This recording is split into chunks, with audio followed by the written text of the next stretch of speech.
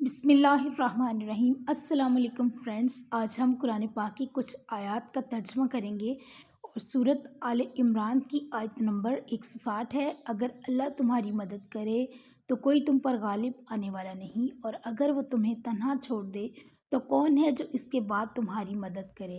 اور مومنوں کو چاہیے کہ وہ اللہ ہی پر بھروسہ رکھے۔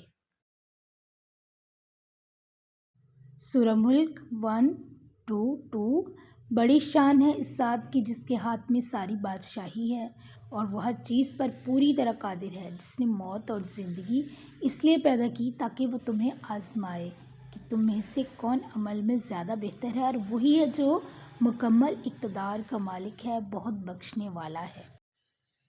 سورہ یونس آیت نمبر 12۔